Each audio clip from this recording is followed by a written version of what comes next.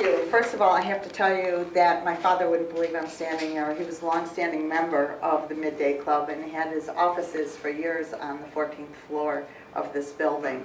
My mother was an artist, and this is her painting. She painted what she loved and was recognized very early by her parents as having artistic talent. So this is an oil painting that she had done, which is now hanging in our home, which you will see as we go further on. My grandparents were Russian immigrants settling in Niagara Falls along with the rest of their little village. They were escaping persecution. My mother is right here, the first little girl, tallest little girl in the front row.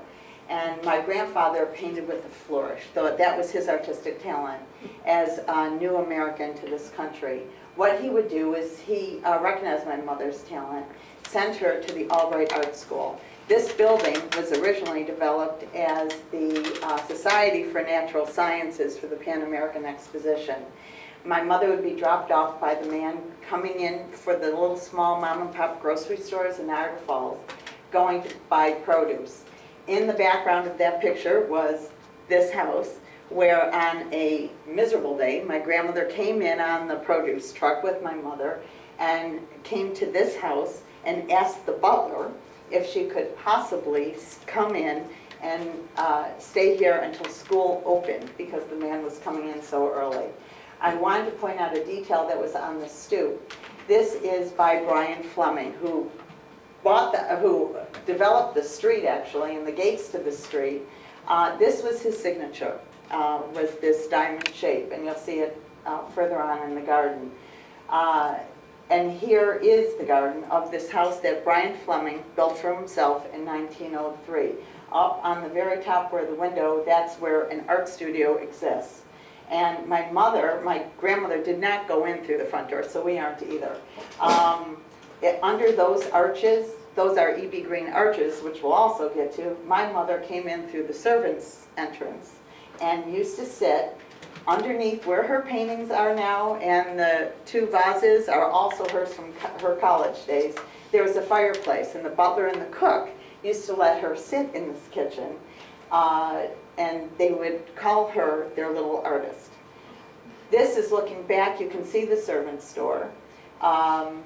And this is, as you can surmise, is our home now, and it was my parents' home that they purchased in 1967. The brick had been completely painted over in governmental green, and my mother swore that there was brick underneath there, as she swore that there were mirrors also covered in governmental green over all the woodwork and all these mirrors. There are 6 stores of mirrors, and the butler let her go down into see the downstairs before Mrs. Goodyear, Mrs. A. Conger Goodyear, was there before the family came down for breakfast. 20 seconds does go quickly. This is a painting I had done when I was probably 6 or 7 years old. My parents recognized my talent and afforded me every opportunity to pursue a career in art or just a life in art. They weren't looking for a career. As I said, Brian Fleming was the owner of the home, and he developed the street and these gates for the Pan American Exposition around that time when they were breaking up the farmland.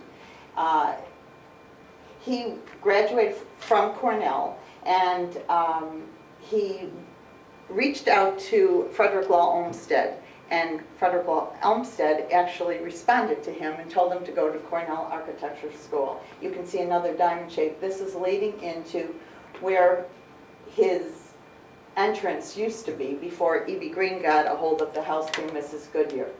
We can start to see, you can see another diamond shape in the garden, and also look and you'll see like a sundial right there. I'll give you a little detail before.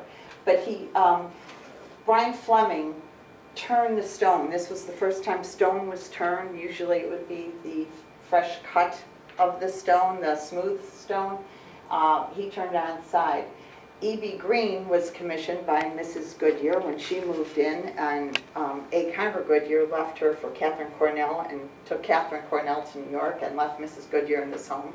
He went to Europe, and I have correspondence between the two determining what sundial they would use.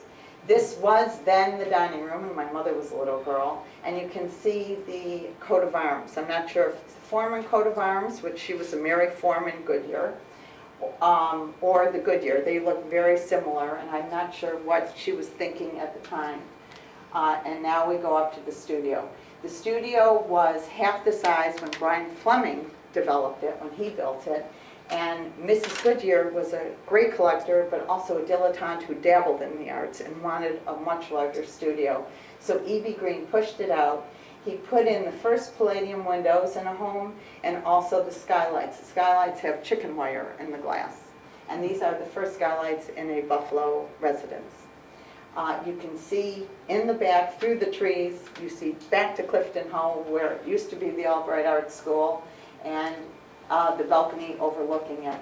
So this is where I am privileged to work. It was the talent of so many people who came before me, whether it would be Brian Fleming, E.B. Green, and my mother Eileen Katz, and now I am privileged to be in this special space in a city that just resonates with culture.